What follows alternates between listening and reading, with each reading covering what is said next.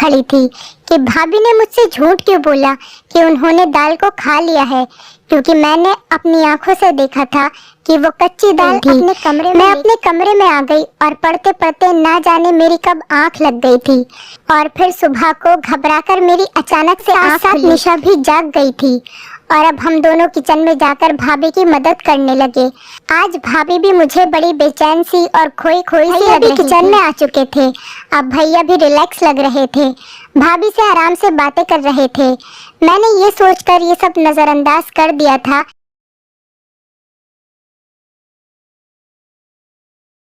कि ये सब मेरा वहम ही होगा।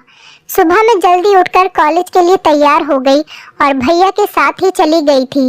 वो ऑफिस जाते हुए मुझे भी अपने साथ ले। मैं और निशा एक ही कॉलेज में एक साथ पढ़ते थे। उसकी फर्स्ट ईयर के एग्जाम हो चुके थे, इसीलिए उसकी छुट्टियां चल रही थी। मैं सेकंड ईयर में थी और मेरे एग्जाम के लिए अभी 3 महीने बाकी थे। कॉलेज से घर आने के लिए मैं बस में सफर करती थी। मुझे लगा ही था जैसे भाभी मेरे इंतजार में ही बैठी होंगी। वो मुझे देखकर फौरन ही कहने लगी कि स्नेहा, जल्दी से यूनिफॉर्म बदल लो और मुझे 1 किलो मसूर की दाल लाकर दे दो। फिर वो अपने कमरे से पैसे लेने के लिए चली गई थी। भाभी की लंगड़ाहट भी मैं जल्दी से मुंह हाथ धोकर भाभी के पास आ गई थी। मैं शीतल भाभी से पैसे लेकर 1 किलो मसूर दाल लेकर आई थी। आज मैंने भाभी को थैला पकड़ाते हुए कहा, भाभी आज प्लीज दाल चावल बना लीजिएगा। मेरी भाभी के चेहरे का रंग एक पल के लिए फीका पड़ गया था। हिला दिया और दाल अपने कमरे में लेकर चली गईं। मुझे एकदम से अजीब सा लगा था कि ऐसा कैसे हो सकता है कि कच्ची दाल अपने कमरे में कौन लेकर जाता है। फिर मैं यही सब सोचती हुई अपने कमरे में आ गई थी और पढ़ने लगी। शाम के वक्त भैया ऑफिस से आए तो पीने का सामान लेकर आए थे।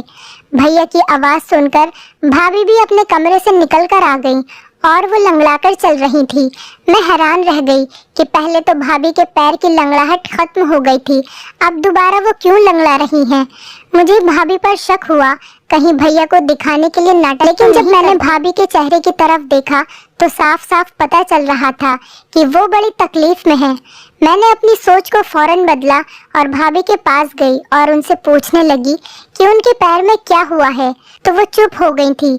भैया को बड़ी भूख लगी थी, इसलिए भाभी फटाफट किचन और मैं अक्सर किचन में भाभी को मदद करती थी।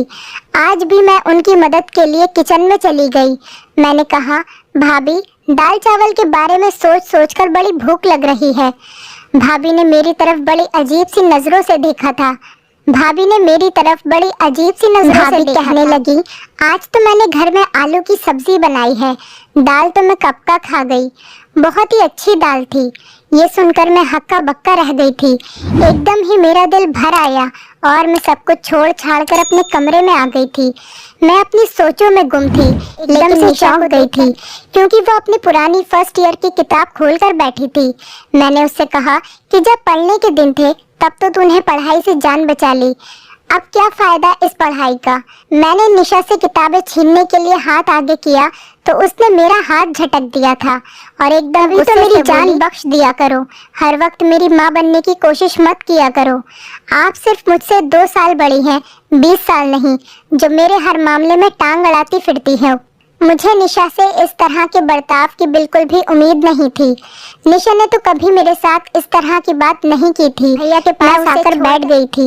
भैया मुझसे पढ़ाई के बारे में पूछने लगे, जबकि मेरा सारा ध्यान भाभी की टांग पर था। वो भैया के सामने आने का टाल रही थी और बहुत मुश्किल से कोशिश कर रही थी कि वो लंगड़ाकर ना चले। भैया ने मुझे जब यूं सोच में गुमसुम पाया तो परेशानी की वजह बिना कुछ सोचे समझे ही भैया को बता दिया कि निशा ने मेरे साथ बदतमीजी की है। भाई ये बात सुनकर हैरान हो गए थे। फिर उन्होंने निशा को आवाज देकर बाहर बुलाया और बोले कि तुम हर वक्त कमरे में क्यों घुसी रहती हो, बाहर आकर हम सबके साथ क्यों नहीं बैठती। मुंह में ही थे कि निशा ने जोर जोर से रोना शुरू कर दिया था। वो बोली, पिताजी खुद तो इस दुनिया से चले गए, लेकिन मुझे दर दर के ठोकरें